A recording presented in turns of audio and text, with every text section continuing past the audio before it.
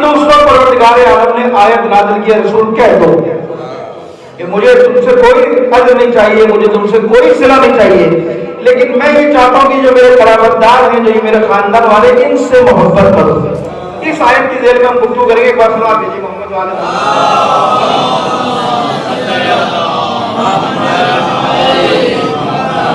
یعنی پیغمبر نے اپنے بات محور اور مرکز بتایا کہ میرے بات مرکز کیا ہے۔ اس میں بھی آگے گفتگو کریں گے۔ آپ جو مقدمات کی گفتگو ہے نا، تو دیکھیے اس آیت کے اندر پروردگار عالم صاحبان ایمان کو واضح پیغام دے دیا، واضح پیغام دے دیا کہ میرے قرابت داروں سے، میرے عزت سے، اقربا سے محبت کرو۔ اچھا، محبت اس لیے نہیں ہے کہ رسول کے رشتہ دار ہیں، رسول کی اولاد ہیں، رسول کی بیٹی ہیں، رسول کے نواسے ہیں، اس بنا پر رسول سے کیونکہ قرابت داری ہے ان سے محبت کرنے کا خدا حکم دے رہا ہے، اس لیے ان سے محبت کرو۔ تو اگر قرابت داری سے مراد صرف یہی ہوتی کہ عزیز داری رشتہ داری کی وجہ سے ان سے محبت کرنے کا حکم دے رہا ہے، تو بھائی رسول کا چچا بھی تو ابو جہل تھا۔ ابو جہل سے تو محبت کا حکم نہیں دیا۔ اگر رشتہ دار کی قرابت داری کی وجہ سے محبت کرنا ہم پر لازم کرا دی تو رشتہ دار تو اور بھی تھے۔ اور جب آگے بڑھے گا تو کسی نے دعویٰ کیا میں ساتویں پوچھ سے ہوں، کسی نے کہا میں نویں پوچھ سے ہوں، تو خدا کے نزدیک کسی کی پوچھ سے ہونا معیار نہیں ہے۔ یعنی قرابت داری کی بنا پہ محبت نہیں دے رہا، پروردگار کہ ان سے محبت کرو، ان کا احترام کرو، ان سے محبت کرو، ان سے محبت کرو، اس لیے نہیں ہو رہا، بلکہ پروردگار عالم آئندہ آنے والے مسلمانوں کو بتا رہا ہے کہ بعد پیغمبر اگر اسلام کا کوئی مرکز ہوگا تو وہ یہ خاندان اہل بیت ہوگا۔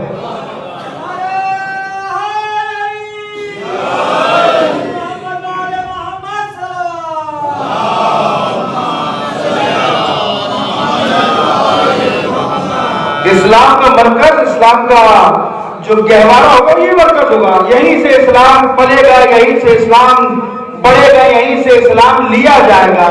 جو اس در کو چھوڑ کر کسی اور در پر جائے گا اور وہ یہ دعویٰ کرے کہ میں کامیاب ہو جاؤں گا، وہ یہ دعویٰ کرے میں سرخرو ہو جاؤں گا، تو جس نے اس در کو چھوڑا وہ کامیاب نہیں ہو سکا، بلکہ تاریخ میں بہت سارے مقامات ملے، ہلاک ہونے کا اندیشہ تو ہوا، کامیابی کا نہیں ہوا۔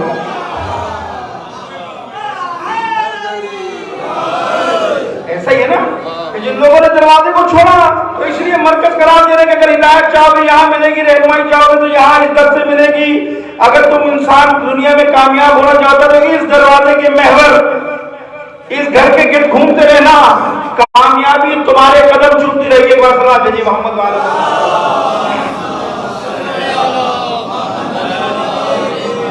تو بس یہ تو پروردگار اس گھر کو مرکز قرار دے رہا ہے، اور بعد میں جب آپ تفصیلات جائیں گے تو آپ کے سامنے اور چیزیں بھی بیان کر دیں گے، تو یہ مرکز ہے۔ اور پھر انسان کیا کرے؟ انسان کر ہی کیا سکتا ہے کہ اللہ نے انسان کی فطرت میں اور انسان کے مزاج میں کمالات سے عشق کرنا رکھ دیا ہے۔ اللہ نے آپ کے اور میرے مزاج میں کمالات سے عشق کرنا رکھا نہیں رکھا ہے؟ انسان کسی بے کمال سے تو عشق نہیں کرتا، انسان جو کمال سے محبت کرتا ہے، عشق کرتا ہے، اس کی فطرت میں رکھا۔ بے کمال کی طرف کوئی نہیں جاتا، لوگ نور کی طرف جاتے ہیں، ہدایت کی طرف جاتے ہیں، کمالات کے عاشق ہوتے، ان ساری چیزوں کے عاشق ہوتے، کوئی اندھیرے، کوئی ضلالت، کوئی پستی اور گمراہی کا عاشق نہیں ہوتا۔ لیکن خدا کی قسم کیا کہنے پروردگار عالم کے، اگر پوری کائنات میں کسی گھرانے میں سارے کمالات کو خدا نے جمع کیا تو وہ گھرانہ کوئی اور نہیں، وہ سیدہ کا گھرانہ ہے۔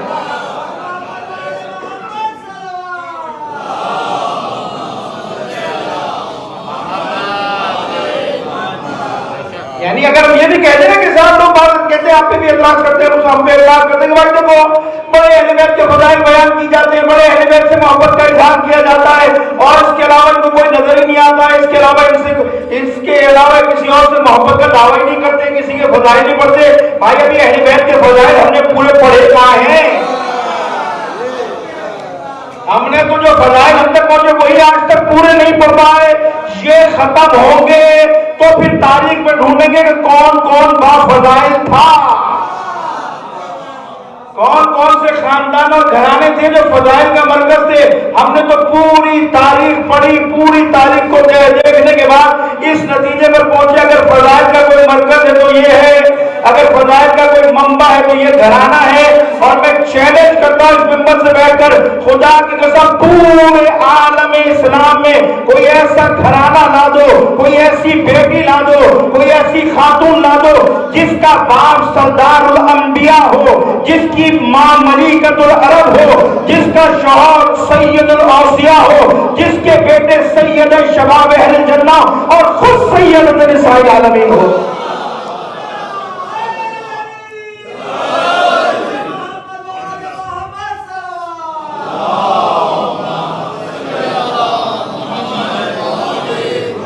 اس میں تو ناراض ہونے والی بات تھوڑی، لے آؤ کسی کا خاندان، کوئی ایک خاندان لے آؤ اس خاندان کے مقابلے پر۔ آپ تو مقابلے بازی کرنے لگے نا کہ فلاں افضل ہے، فلاں افضل ہے، فلاں افضل ہے۔ بتاؤ کسی کا باپ کتنا ہی بڑا کوئی کیوں نہ ہو، کسی کا باپ لا کر دکھا دو جو سید الانبیاء ہو، لا کے دکھا دے کہ بھائی فلاں کے باپ سید الانبیاء ہے، یا فلاں کے باپ، یا یہ لا کے دکھا دو کہ فلاں کے باپ نہیں تو چلو اولادوں میں کوئی سید شباب اہل جنہ ہو۔ تو بھائی پروردگار نے سارے سرداروں کو اس گھر میں قرار دیا۔ انبیاء کا سردار نبی یہاں ملے گا، اوصیاء کا سردار علی یہاں ملے گا، جنت میں جوانا میں جنت کا سردار حسن حسین یہاں ملیں گے، اور کائنات کی عورتوں کی سردار کوئی ملے گی تو سیدہ اسی گھر میں ملے گی۔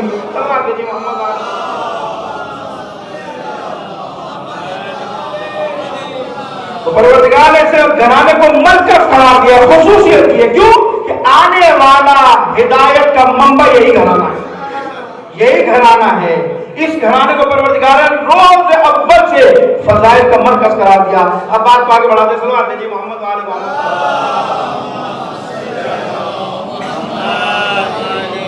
آپ حدیث سنتے رہتے ہیں نا، حدیث قدسی، کہ حدیث قدسی کے اندر یہ ہے کہ پروردگار فرماتا ہے کہ میں ایک چھپا ہوا خزانہ تھا، میں ایک چھپا ہوا خزانہ تھا، میں نے چاہا کہ میں پہچانا جاؤں۔ پروردگار کہتے ہیں میں ایک خزانہ تھا، مخفی خزانہ تھا، چھپا ہوا خزانہ تھا، جب میں نے ارادہ کیا میں پہچانا جاؤں تو میں نے ان کے نور کو خلق کیا۔ ان کے نور کو، وہاں سے بات شروع کریں گے، ان کے نور کو خلق کیا۔ پہلا نور کون سا ہے جس کو خدا نے خلق کیا؟ کہ جو خدا کی معرفت کرائے لوگوں کو، جو خدا کو پہچانوائے۔ کون سا نور تھا؟ پہلا نور کس کا؟ پیغمبر کہتے ہیں اول ما خلق اللہ نوری، پروردگار نے سب سے پہلے اگر کسی کو خلق کیا تو میرے نور کو خلق کیا۔ یعنی جب خدا نے چاہا نا کہ اس کا تعارف ہو، اسے پہچانا جائے، اس کی لوگ معرفت حاصل کریں، اسے پہچانے، تو پروردگار نے کہا جب میں نے ارادہ کیا میں پہچانا جاؤں تو میں نے ان کے نور کو خلق کیا۔ کون سا نور؟ نور محمد کو خلق کیا، نور پیغمبر کو خلق کیا۔ اور پھر پیغمبر ہی آگے بڑھ کر کہتے ہیں انا والی من نور واحد، اللہ نے پہلے میرے نور کو خلق کیا اور میرے نور کو شگافتہ کر کے اللہ نے علی کے نور کو بھی خلق کیا۔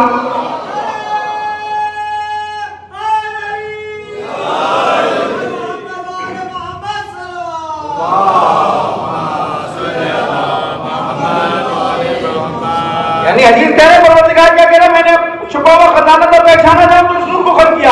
پہلا نور نبی کا نور، پھر میرے نور سے اللہ نے علی کے نور کو خلق کیا، پھر اللہ نے علی کے نور کو شگافتہ کر کر سیدہ کے نور کو خلق کیا، حسن و حسین کے نور کو خلق کیا۔ تو اب بات سمجھ میں آئی، اگر نور بکھر جائے تو پنجے تن بن جاتے ہیں، نور جمع ہو جائے تو محمد بن جاتے ہیں۔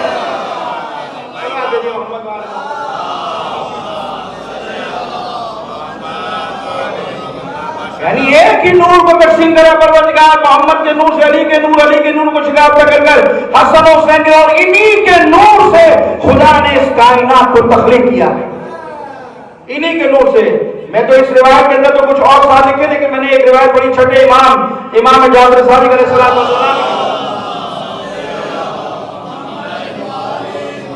ایک حدیث میں ملتا ہے، کیونکہ یہ دو روایتوں کا حوالہ، کی روایت کا حوالہ اس لیے دیتا ہوں کہ کہیں میں یہ پڑھوں تو آپ کہیں اور کچھ اور پڑھ دیں، بولے کہ مولانا تو یہ پڑھ دیا، یہ لکھا ہوا تھا، نہیں ایسا نہیں، دونوں روایت آپ کے سامنے اشارہ کرتا ہوں۔ ایک حدیث میں ملتا ہے کہ پروردگار نے کتنے نور کو پہلے خلق کیا کائنات کی خلقت سے، چھٹے امام فرماتے ہیں کہ اللہ نے کائنات کی خلقت سے 14,000 سال قبل ہمارے نور کو خلق کیا، یعنی جب کچھ نہیں تھا کائنات کی خلقت 14,000 قبل، 14 سال کی روایت موجود، 7,000 سال کی بھی روایت موجود ہے اور 2,500 سال کی بھی روایت موجود ہے۔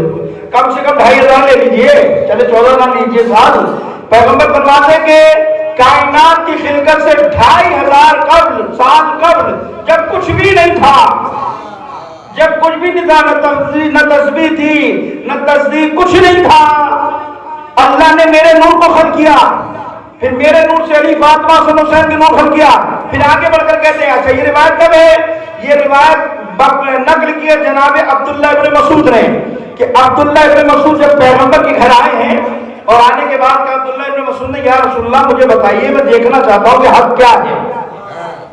عبداللہ ابن مسعود پیغمبر کے گھر پر آئے اور آنے کے بعد کہتے ہیں یا رسول اللہ میں حق دیکھنا چاہتا ہوں، آپ مجھے حق دکھائیے تاکہ میں حق دیکھنے کے بعد اس کی پیروی کروں، اس کے پیچھے چلوں، اس کی اتباع کروں۔ پیغمبر نے جناب عبداللہ ابن مسعود کو بٹھا کر حق سمجھایا نہیں، بتایا نہیں، بلکہ پیغمبر نے وہ سوال کیا میں حق دیکھنا چاہتا ہوں، پیغمبر نے حجرے کی طرف اشارہ کیا اندر چلے جاؤ، حجرے میں داخل ہو جاؤ، حق تمہیں نظر آ جائے گا۔ عبداللہ ابن مسعود کہتے ہیں جیسے ہی میں حجرے میں داخل ہوا تو میں نے دیکھا میرے سامنے علی ابن ابی طالب کھڑے ہیں۔